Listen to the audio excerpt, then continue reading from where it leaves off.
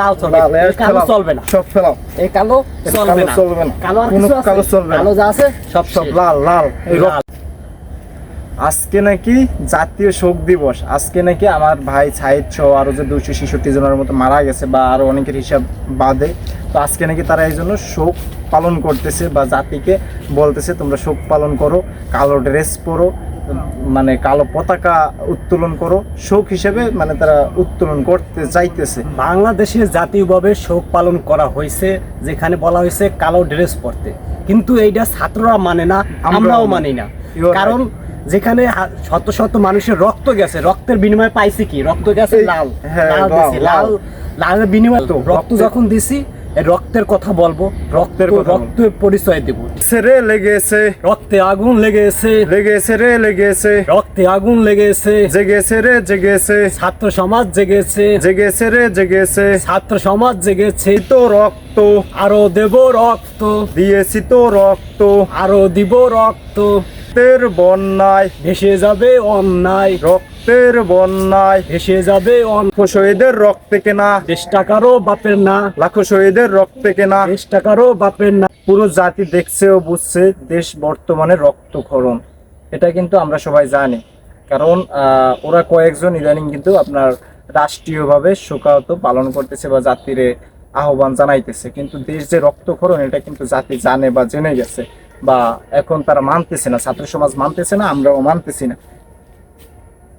জেলের ভয় দেখিয়ে কি লাভ বলো? দেশটা জেল বানিয়ে এমন কেন করো?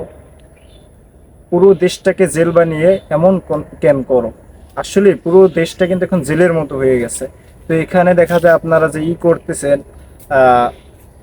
জেলের ভয় দেখাচ্ছেন বা হুমকি দিচ্ছেন, ধামকি দিচ্ছেন, এই হবে সেই হবে, তো এরকম হুমকি দামকি দিয়ে লাভ নাই। পুরো দেশটাকেই তো আপনারা জেল বানাইছেন। ছোট ছোট বাচ্চাদেরকে 17 বছর বয়স, একটা বাংলাদেশের জার্সি পরিয়ে তো একটা ছেলে মাত্র 17 বছর বয়স, তাকে আপনারা জেল দিচ্ছেন। শুধু জেল নয়, তাকে আপনারা 7 থেকে 10 দিনের রিমান্ড দিচ্ছেন। আসলে এটা মানা যায় না, এটা সম্ভব না। কোন দেশে বাস করি? স্বাধীন দেশ যে আমাদের রাষ্ট্র বাংলাদেশ, এটা মানতেই কষ্ট হয় যে আসলে কি আমরা স্বাধীনতা ভোগ করতে পারতেছি কিনা।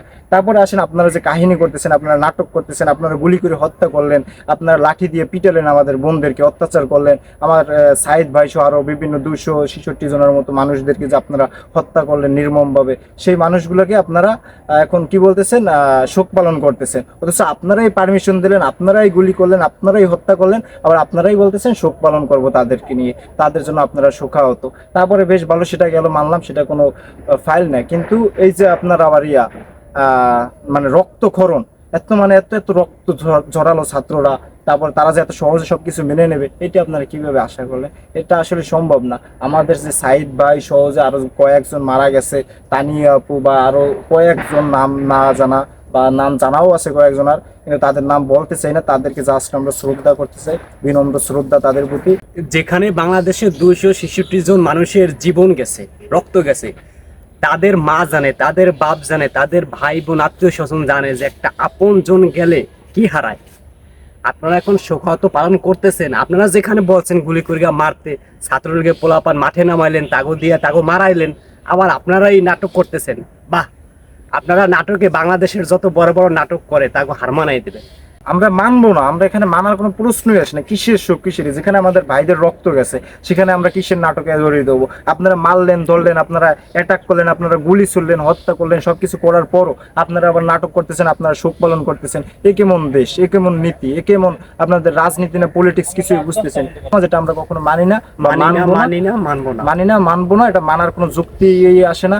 আসলে এই জায়গা মনে করেন আমরা কারো পা চাটতে আসিনি, এখানে পখালি অথেন্টিক বাস্তব পিওর রিয়েল কথা বলতে আসছি, যে কথার ভিতরে কোনো ধরনের জয়জাবেলা নাই, সেই কথাটাই বলতে আসছি। বাঁচলে গাজী, মরলে শহীদ, কালাকে কালা, সাদাকে সাদা বলতেই হবে।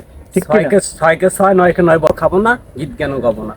যাই হোক, তবে সকলে ভালোবাসায় ভালো থাকবেন, সুস্থ থাকবেন, এবং সকলে আমার দেশবাসীর জন্য দোয়া করবেন। আর যারা শহীদ হয়েছে তাদের জন্য বিশেষভাবে নামাজের পর একটু মনোজাতে রাখেন, আপনাদের কাছে বিশেষ অনুরোধ।